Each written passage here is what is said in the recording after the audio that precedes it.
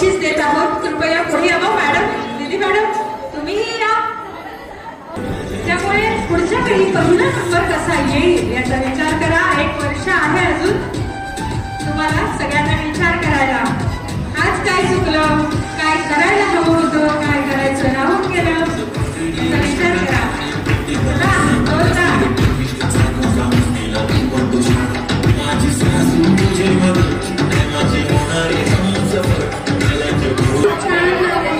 स्पर्धा आयोजित करण्यात आली आणि मी खरंच खूप खूप आभारी आहे की या ठिकाणी मला परीक्षक म्हणून बोलताच मी लाखनी कला मंचाचं कौतुक करेन की त्यांनी शहरातल्या आणि गावातल्या महिलांना या ठिकाणी मंच उपलब्ध करून दिले आणि त्यांच्या कलागुणांना वाव देणार असा हा कार्यक्रम अरेंज केलेला आहे।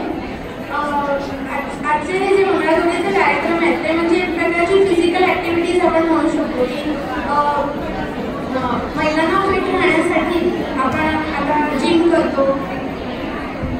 मी काय म्हणते की मंगळागौरीचे जे कार्यक्रम आपण जे खेळ असतात ते म्हणजे फिजिकल ऍक्टिव्हिटीचाच प्रकार आहे। आपण आता नवीन फॅड आपण जिमला जातो किंवा काहीतरी अशा ऍक्टिव्हिटीज करत असतो, हाफ मॅरेथॉन करतो, फुल मॅरेथॉन करतो, आयर्न मॅन करतो, तर ह्या पूर्वीच्या बायका हे सगळं करतच आलेलं आहे आणि हे महिलांना फिटनेससाठी खूप आवश्यक आहे आणि सगळ्यांनी हे चालू ठेवावं आणि सगळ्या महिलांनी आपल्या आरोग्याची काळजी घ्यावी, आपली डायटरी हॅबिट्स आणि फिजिकल ऍक्टिव्हिटी हे चालू ठेवावी एवढंच मी या ठिकाणी सांगेन। आणि असं उत्साहाच्या माहोलमध्ये मी काहीतरी तुम्हाला मेडिकल टिप्स आता देणार नाही, त्याच्यासाठी परत आपण भेटू। मी तुमच्यासाठी एक उखाणा केला,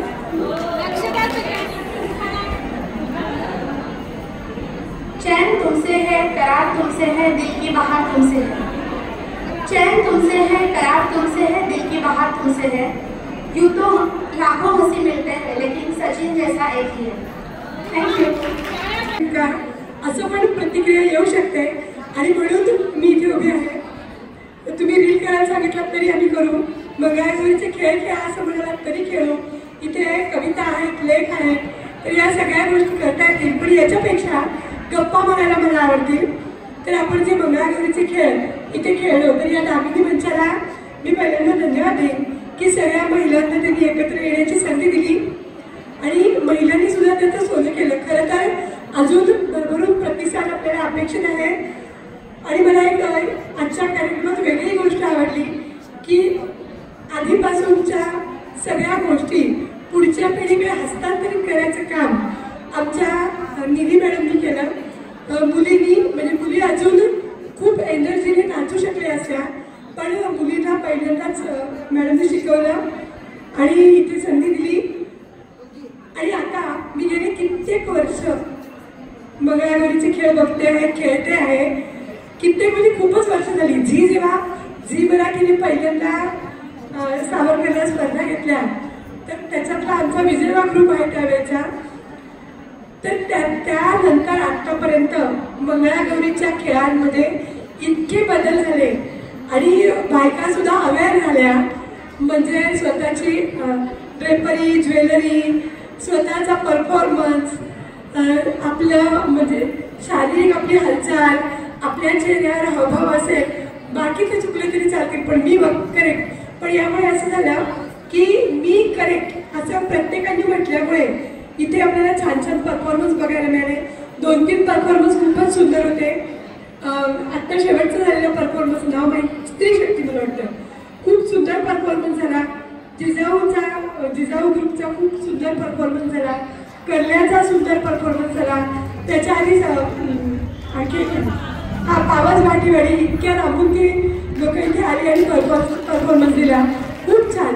आणि हळूहळू गावागावातून सुद्धा मंगळागौरीचे छान छान कार्यक्रम होत आहेत आणि कितीतरी वेगवेगळ्या गोष्टी सादर करत आहेत। आता शेवटच्या ग्रुपने संदेश सुद्धा छान छान दिले। तर हा जो होणारा बदल आहे हा आम्हाला सगळ्यांनाच आवडतो आहे आणि सगळ्या महिलांमध्ये असा सकारात्मक बदल झाला। तर त्यांनी मगाशी जी कविता सादर केली कर्ल्यामधल्या एका महिलेने, तर ती आपल्याला नंतर कधीही सादर करण्याची गरज लागणार नाही। आणि कोकणात जसं 100 पुरुष आणि 110 स्त्रिया हे जे प्रमाण आहे हे भारतात सगळीकडे होईल अशा शुभेच्छा देते आणि इथेच थांबते। मला बोलायची संधी दिल्याबद्दल आयोजकांना धन्यवाद देते. सांगली आपण लहानपणापासून ऐकतोय, बट इथं आल्यावर कळालं की म्हणजे कोकण एरियामध्ये मुलांपेक्षा मुलींची संख्या जास्त आहे. म्हणजे 100 मुलांमागे 110 मुली आहेत आणि ही खूप मोठी गोष्ट आहे. म्हणजे कारण मला स्वतःला पण एक मुलगी आहे 6 वर्षाची आणि आमच्या इकडे कधी ते म्हणजे मला कधी जाणवलंच की मुलगी आहे म्हणून. म्हणजे माझ्या सासूसाहेबांनी फटाके पूर्ण माळ वगैरे लावून, मग हे खूप रेअर, म्हणजे मी तिकडून आलं म्हणून माझ्यासाठी हे खूप सरप्रायझिंग होतं. आणि जेव्हा मला हे कळालं होतं, जेव्हा माझ्या हसबंडने मला सांगितलं की कोकणच असं आहे की जिथं मुली खूप आहेत आणि मी स्वतःला खूप सेफ फील करते की रात्री 12 वाजता पण आपण खूप आरामात इथं फिरू. आणि मी सकाळी 3:30-4 वाजता उठून मेकअपच्या ऑर्डर्सला जाते, त्यामुळे मला माहिती आहे की ती काय फिलिंग असू शकते. हेच मी कोल्हापूर सांगलीत पण काम करते, पण तिथे ड्रायव्हर घेऊन जायला होतो. पण इथे खूप सेफ फिलिंग आहे आणि रत्नागिरी म्हणा किंवा आपलं पूर्ण कोकण खूप चांगलं. आणि आता अशा काही कार्यक्रमांमुळे आपल्याला पण स्त्रियांना ऑलरेडी आपण बाहेर पडतोय. सो एकदा जोरदार टाळ्या वाजवूया दामिनी महिला मंडळासाठी आणि तुमच्या सगळ्यांसाठी ज्या इतकं सगळं काम आणि सगळं व्यापातून इथं आलं. So thank you. आणि मी खूप छान डान्स, मी हे खूप जास्त सांगते तेवढं काही नाही आहे, पण एक छोटंसं तुमच्यासाठी सादरीकरण करते.